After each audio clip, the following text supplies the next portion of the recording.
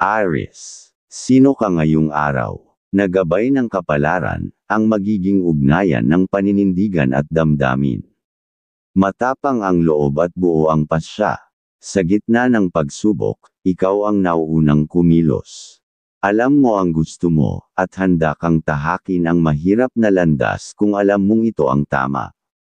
Pakinggan ang damdamin mo, kapag kalmado ang puso, mas klaro ang landas.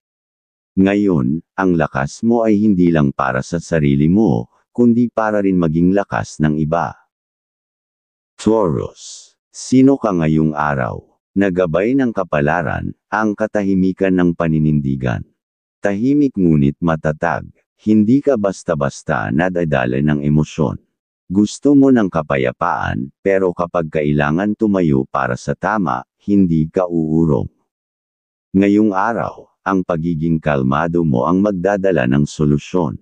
Ipinapakita mo na minsan, ang lakas ay nasa pagiging tahimik pero sigurado. Gemini. Sino ka ngayong araw? Nagabay ng kapalaran, ang boses ng katalinuhan at kuryusidad.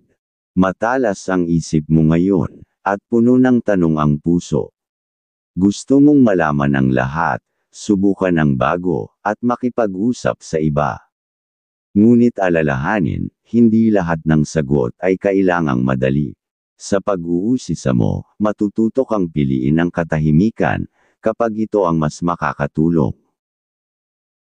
Cancer. Sino ka ngayong araw? Nagabay ng kapalaran, ang pusong marunong mag-alaga. Ngayong araw, ikaw ang tahanan ng damdamin, maingat, malambing, at handang dumamay. Mas iniisip mo ang kapakanan ng iba kaysa sarili.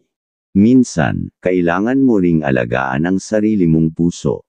Sa pagbibigay mo ng pagmamahal, huwag kakalimutang ikaw din ay karapat-dapat mahalin. Leo. Sino ka ngayong araw? Nagabay ng kapalaran, ang liwanag ng tapang at pagmamahal. Bida ang puso mo ngayon.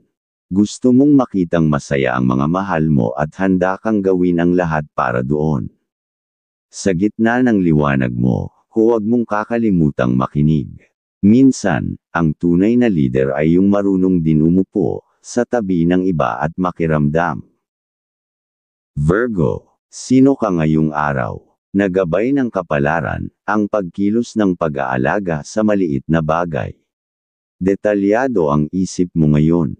Gusto mong ayusin ang lahat, siguraduhing tama ang mga ginagawa ng mga nasa paligid mo. Pero huwag mong hayaang kainin ka ng pagkabahala. Ang kabutihan mo ay hindi lang nasusukat sa perpektong gawa, kundi sa tunay na intensyon mo na mas mapapaganda. Libra. Sino ka ngayong araw? Nagabay ng kapalaran, ang timbang ng kapayapaan at katarungan. Ngayong araw, ikaw ang tagapamagitan. Gusto mong lahat ay magkaintindihan at walang sama ng loob. Hindi mo kailangang laging pumagitna, minsan, sapat na ang tahimik mong presensya, upang maghilom o matapos ang gulo. Ang puso mong may malasakit ang tunay na iyong kalakasan. Scorpio. Sino ka ngayong araw? Nagabay ng kapalaran, ang lalim ng katahimikan at katapatan. Tahimik ka pero malalim. Maraming naiisip, maraming nararamdaman, pero hindi lahat ay sinasabi. Ngayong araw, mapapansin mong ang totoo mong lakas, ay nasa kakayahan mong maniwala sa sarili mo, kahit hindi ito maintindihan ng iba. Sagittarius. Sino ka ngayong araw? Nagabay ng kapalaran, ang laya ng isip at damdamin.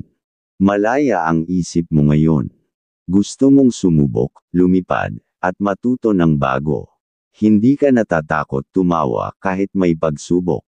Ngayong araw, ang kalayaan mo ang magiging inspirasyon ng iba, na hindi kailangang perpekto, ang lahat para maging masaya. Capricorn. Sino ka ngayong araw?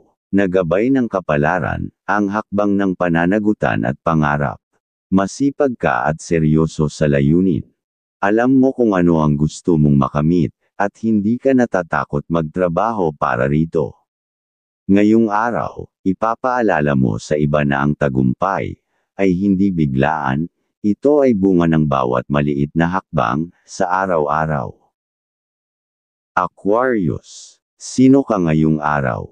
Nagabay ng kapalaran, ang isip na malaya at bukas sa pagbabago.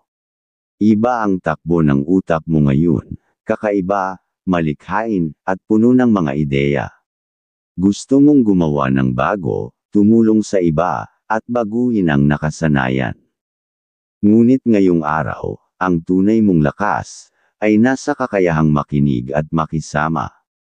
Ang pagbabago ay nagsisimula sa malasakit. Pisces, sino ka ngayong araw? Nagabay ng kapalaran, ang panaginip na may pusong totoo. Malambot ang puso mo ngayon. Madaling maapektuhan sa mga kwento ng iba, at laging handang dumamay. Ngayong araw, ang pagiging malapit mo sa emosyon ang magbubukas ng daan para sa pag-unawa. Maging tapat ka lang sa sarili mong nararamdaman, dahil ang kabutihan, nagsisimula sa iyong kalooban.